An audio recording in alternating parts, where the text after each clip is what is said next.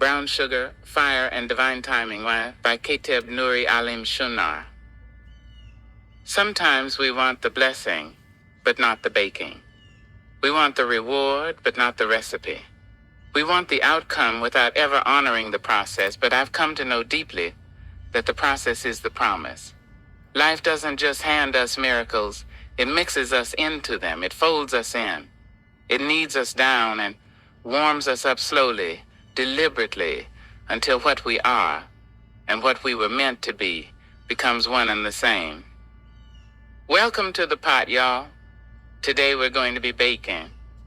I'm glad you pulled up on me. I can definitely use the extra hands, 'cause baby, we've got an order to fill. So go ahead and take off your jackets, roll your sleeves up and wash your hands real good. Grab a pair of gloves too, because we can't let nothing under our fingernails contaminate this divine batch of cookies. We're baking with intention, with love, with purpose. Now, if oatmeal raisin ain't your flavor, we'll make a single batch of chocolate chip just for you, but just one. 'Cause the main order is for brown sugar oatmeal raisin cookies, and trust me, I've got a word for you kneaded right into this dough.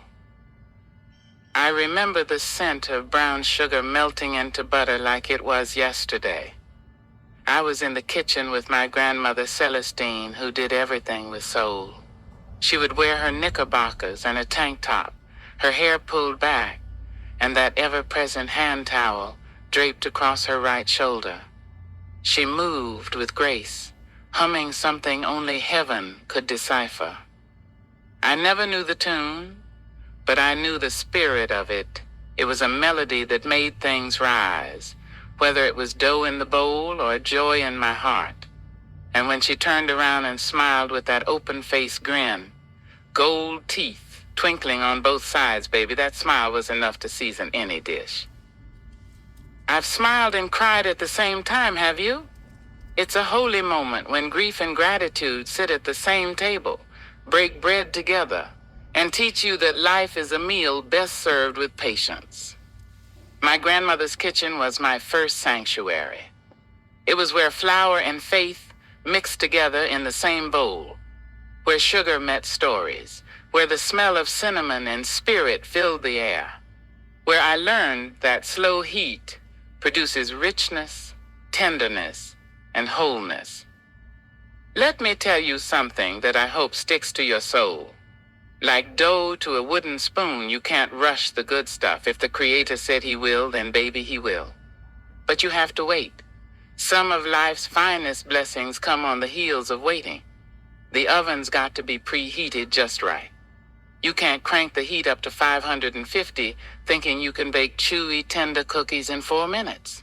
No, fast heat will burn the edges, leave the center raw, and fill your whole house with the stench of haste. It might even burn the house down. And isn't that just like life? Isn't that just like us trying to shortcut the process, trying to microwave the miracle, trying to bypass the blessing for the sake of speed? Say amen. Don't trade what's important for what's immediate. Waiting isn't punishment, it's preparation, it's preheating, it's the warming of your spirit until you're ready to receive the fullness of what's coming. Trust in the Creator's recipe. Every ingredient has purpose. Yes, even the bitter ones. Even the moments that feel like too much salt or not enough sugar. Even the times you were left in the dark, like dough covered by a cloth, rising in silence.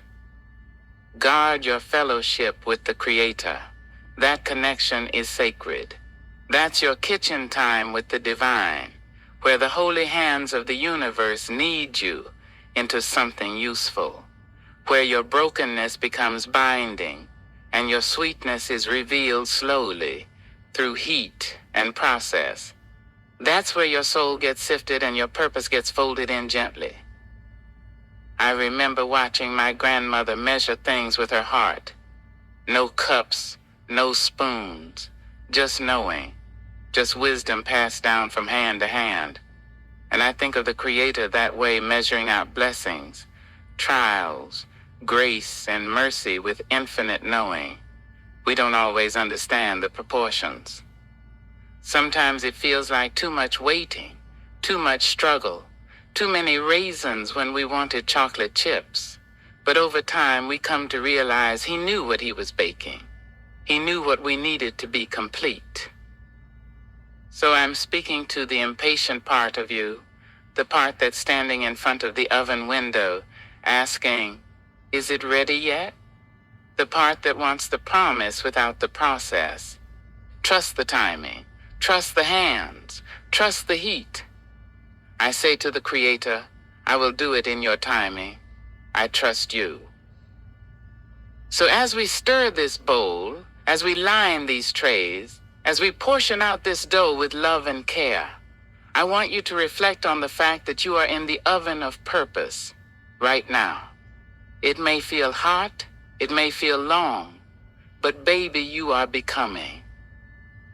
You are being baked into something sacred, something tender, something chewy with goodness and layered with wisdom. And when the time is right, you will come out golden, whole, and ready to be a blessing to whoever tastes of your life. Now let me season this spiritual reflection with a little parable that might stick to your ribs. There was a young potter who fashioned a beautiful clay bowl. She painted it carefully, adorned it with sacred markings, and placed it into the kiln. But as the heat rose, the bowl cracked. She tried again with another bowl, thicker this time, more carefully formed. Still, the heat revealed a fracture.